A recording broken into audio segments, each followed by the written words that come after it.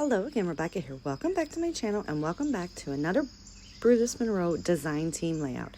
So today I am pulling out the Burst Mixed Media Stencil and some Chroma glazes there. I have I believe that's Cobalt blue and yellow, and I am just sticking it in a messy splatter box and going to apply the stencil onto the paper. And then I spray through it, and then I'm also going to flip it over and do a stencil print.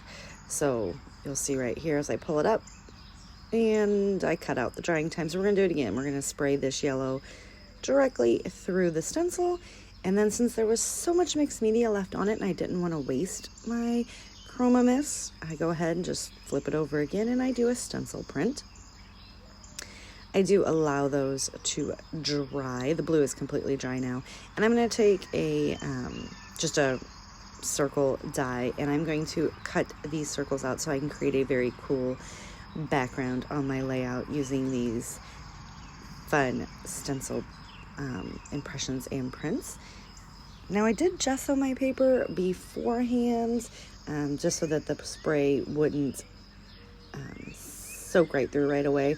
I think the next time I do this, I am going to do it without the gesso just to see what that would look like as well. But I liked when I did the stencil print how it kind of pulled up onto the paper. I just found this, a couple of these sheets of 12 by 12 pattern papers. You can see one had already been cut into, and I'm doing a baseball layout.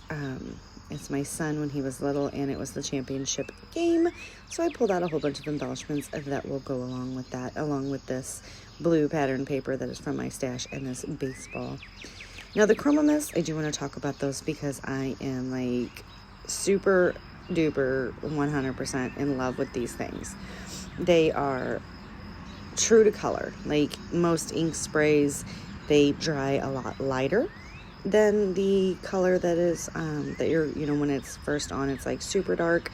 No, look how vibrant these colors are. And that was just one single layer, couple spritzes through a stencil. But I mean, they're like, I must have all the colors. I mean, I do have quite a bit, but I want them all. Absolutely love the way that these turned out, and the stencil print, and then the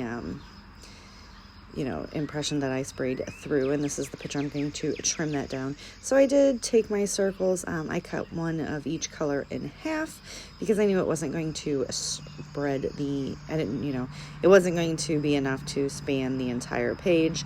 So I go ahead and make a cluster at the top as well out of the two semicircles that I have cut. I'm just going to go ahead and back my paper in some yellow. I do want to bring some more yellow to the front of the page, and then I'm going to go ahead and back both of these in yellow as well because the blue is more prominent. I have more blue embellishments and such going on, and I just fussy cut the semicircles right around with a little layer of paper to back it. Also the burst stencil, super love that as well. I like the design of it, how it's, it's really close, and it's a burst, right? It's very close in the center, and it kind of spreads out. But yes, totally in love with both of these products.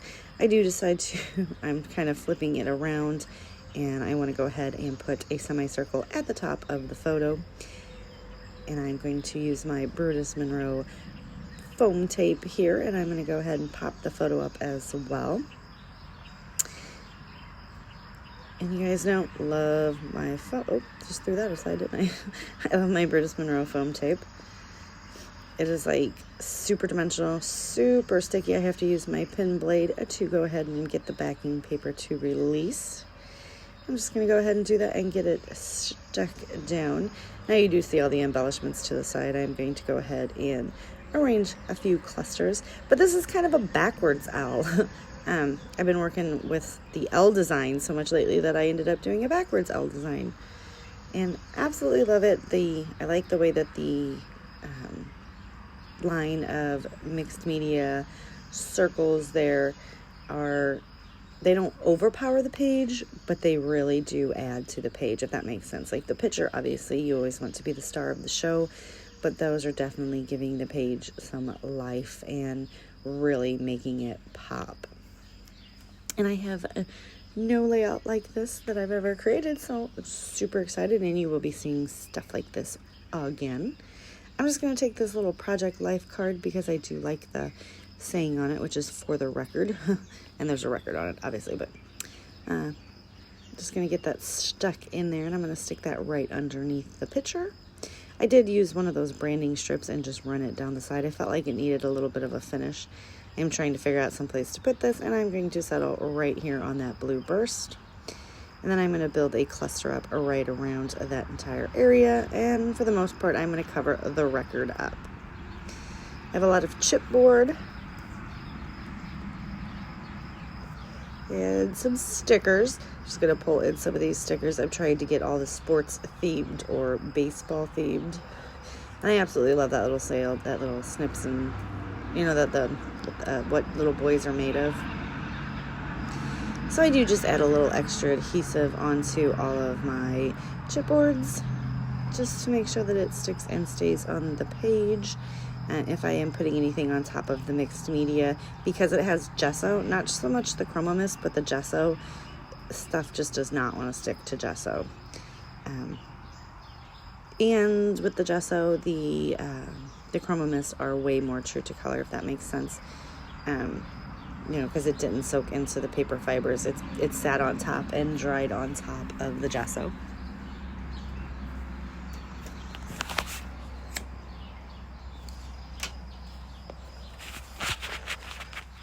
Now I do just go ahead and futz around and try to just find little places for all these embellishments. I want to use them all that I pulled out because I really hate to have to put stuff back into my stash. So I am just adding them here and there, and I'm getting everything adhered down. So while I'm doing this, I will have an affiliate link to the Brutus Monroe website if you would like to pick up any of the Chroma mists or this burst stencil. I do know that they have fabulous sales all the time, you guys, and my good friend Sarah Scraps, you guys know if you watch her channel that she recently went to the Brutus Monroe store in Pittsburgh, and I'm so jealous. That is like on my bucket list. I will go to the Brutus Monroe store. It's gonna happen. But if you would like to pick up any of these items, I will have a link down below for you. And it doesn't cost you nothing to use the link. It just does help me support all this free content that you're getting.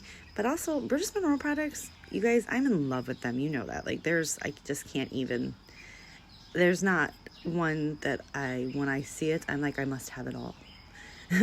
Like, I have a whole mixed media cart just for my Brutus Monroe products because I find they're like, I don't even know how they make them.